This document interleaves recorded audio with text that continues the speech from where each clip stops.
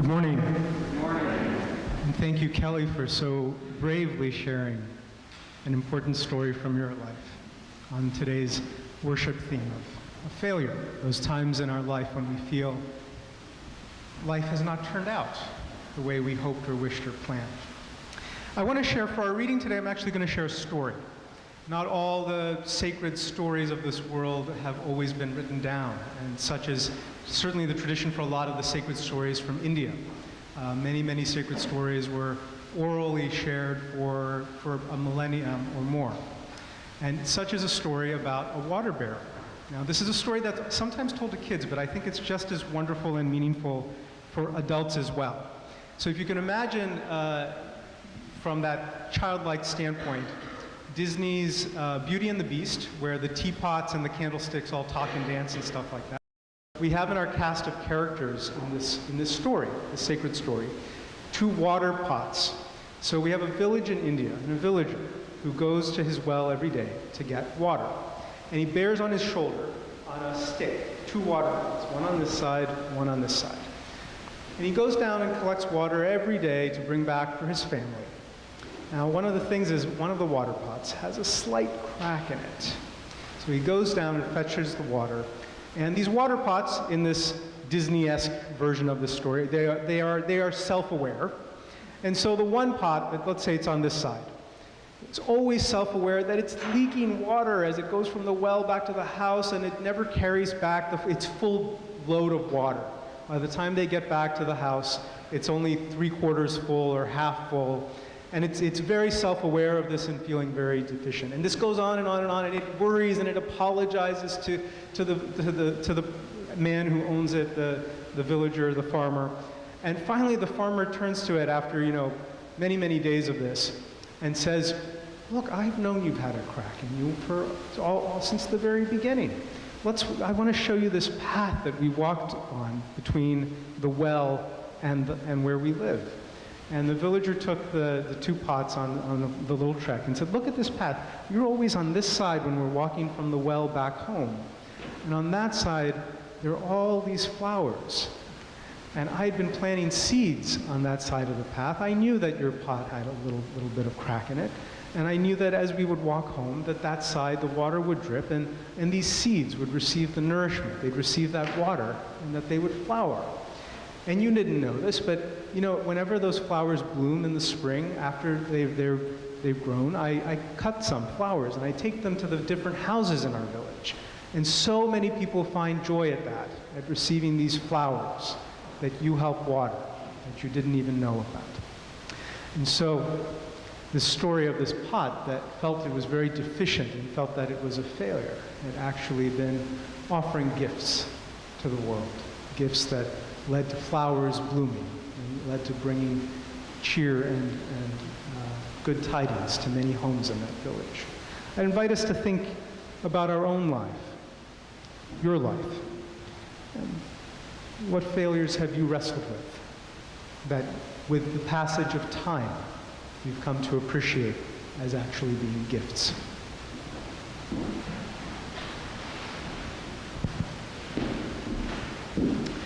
So I'd like to invite you to take a minute to just close your eyes and hear these phrases, these expressions, things we commonly hear or may even have told ourselves at some point in time.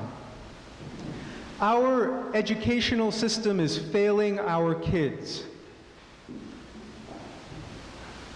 Our political system is a failure. They're not getting anything done in Washington. I failed at my first marriage. My father was a failure as a dad.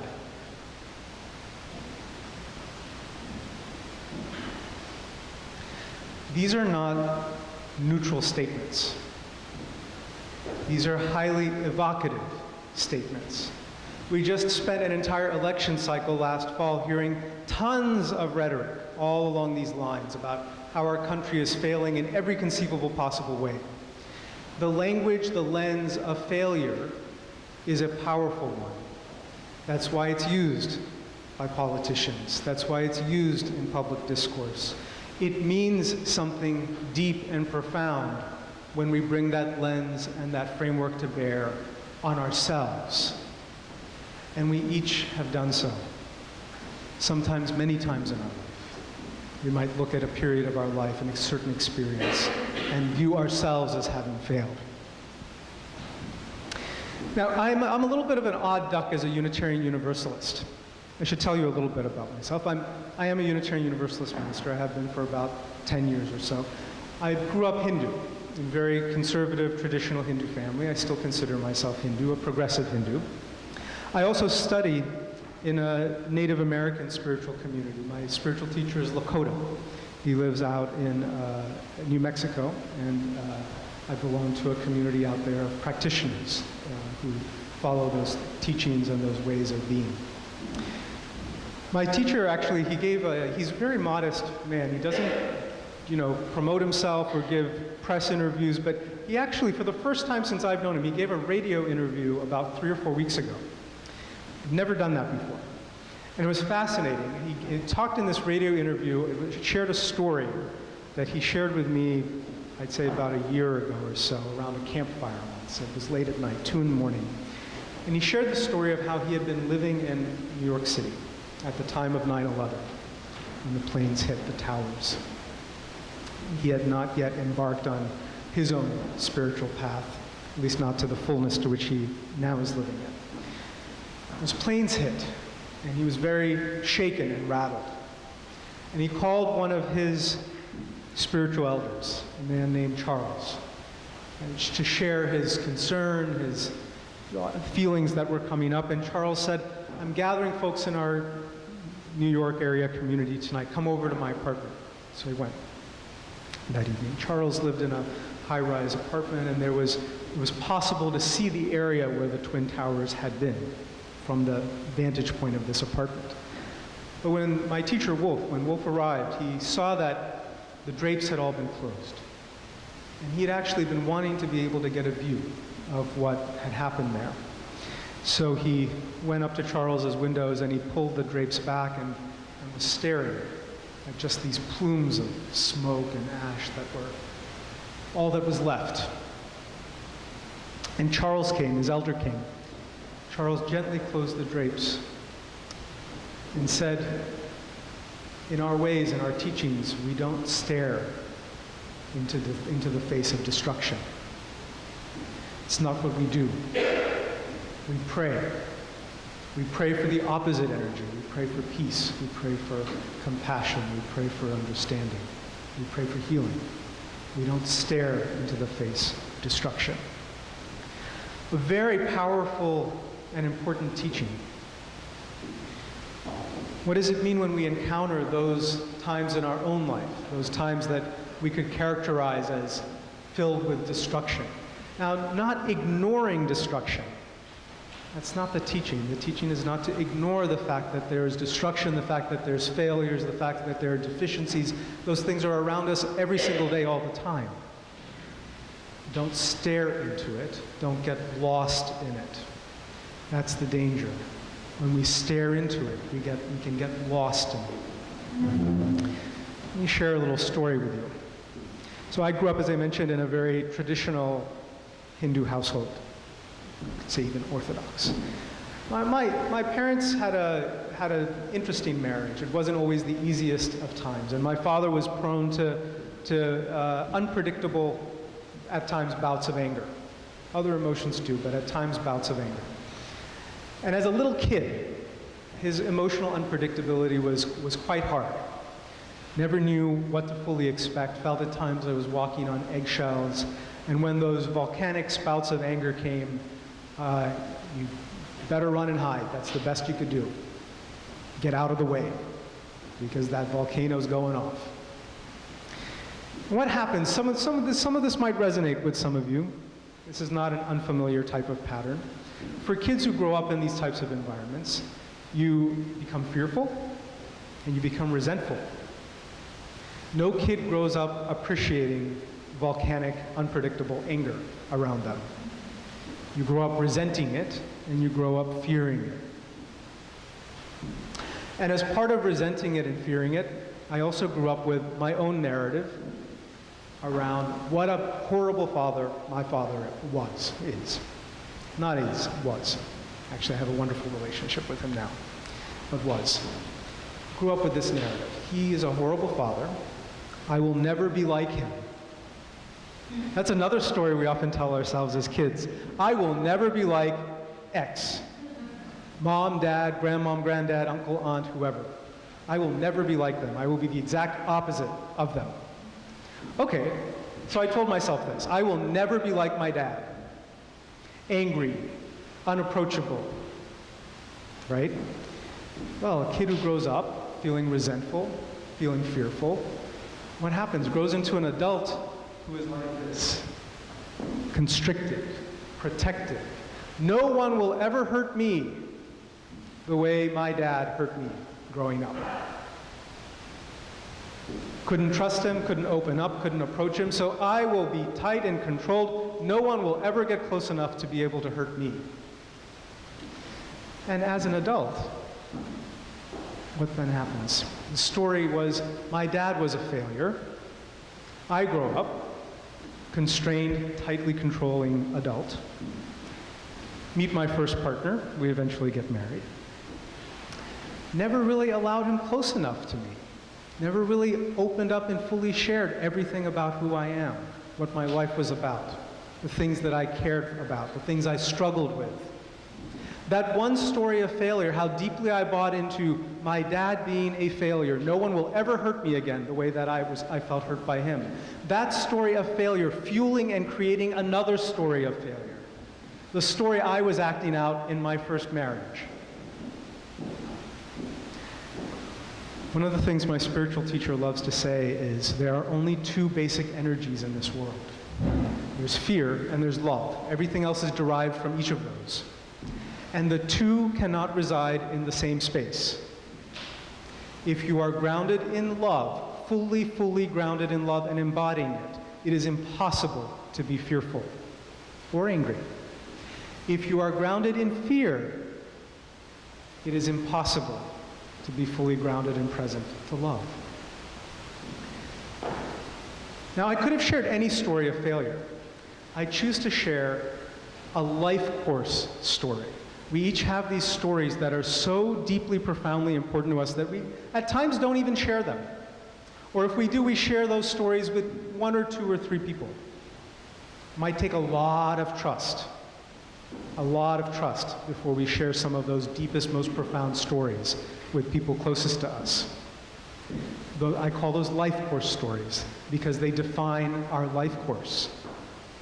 What are those life course stories that we are invested in? Are they stories that speak about and have fueled fear, anger, resentment, bitterness? Are they stories that are grounded in love, compassion, understanding? The two can't exist at the same time. It's one or the other is going to be dominant in a particular story.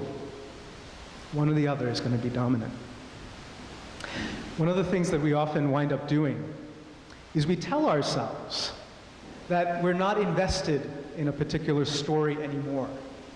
You know, that stuff from my father in my childhood, I've stopped worrying about it. I've stopped thinking about it. It doesn't matter to me anymore. Yeah, he was an angry man. There was a lot in his life that wasn't right. He was an angry man. But you know what? I am not invested in that anymore. And then I'll go on for about another half hour, 40 minutes telling you about how awful my father was and da-da-da-da-da-da-da-da, and I'm not invested in it anymore. The amount of time, the amount of passion and energy with which I'll convey a story would tell a very different story than what I'm saying. I can say I'm not invested in a story, but then what's the passion and the time and the investment that is clearly coming across in the way I'm telling a story? I saw Wolf, I saw him last month. It was right around New Year's. And we were sitting in his living room in New Mexico. And he started telling me this story. Now, this is the thing about a spiritual elder. Once they start talking, you don't really interrupt. You just listen politely.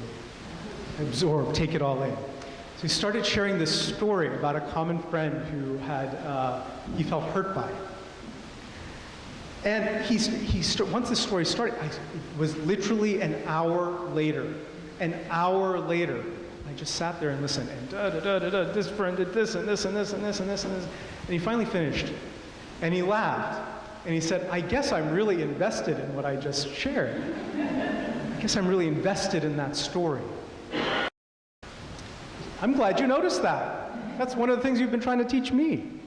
Pay attention to the stories you're invested in. Are they stories based in fear, or are they stories based in love?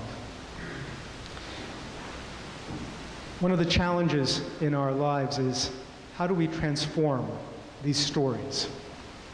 We each have disappointments, we each have failures, we each have things that have not worked out the way that we might ideally like them to work out. The challenge is allowing ourselves to move through disappointments, frustrations, in the best ways possible, coming to accept all of our life as a potential blessing, like that water pot that was cracked and not able to see its full story, that even in the crackedness, the brokenness, there was still something incredibly profound and beautiful happening.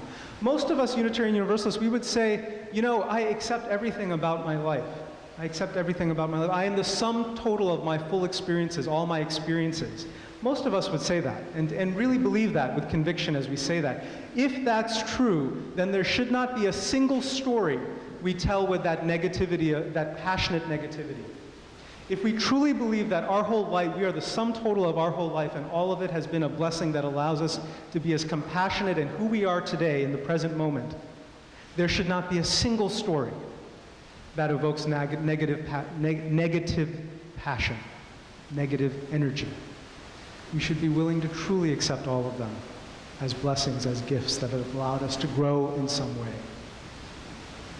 Part of that involves forgiveness, forgiving those around us who are also similarly learning and growing in their own ways and may not have had a chance to fully explore their own stories in ways that they need to. It doesn't stop us from being able to do what we need to on our own path, and bringing that love and compassion to bear for ourselves, and bringing that understanding to bear. That's part of what we need to do in order to truly appreciate all that is our life, that all of it is a gift. All of it has allowed us to be who we are today in the present moment. I invite us in the week ahead, in the days ahead, to continue reflecting on our own lives, on those things that we consider or have considered in the past to be failures or deficiencies.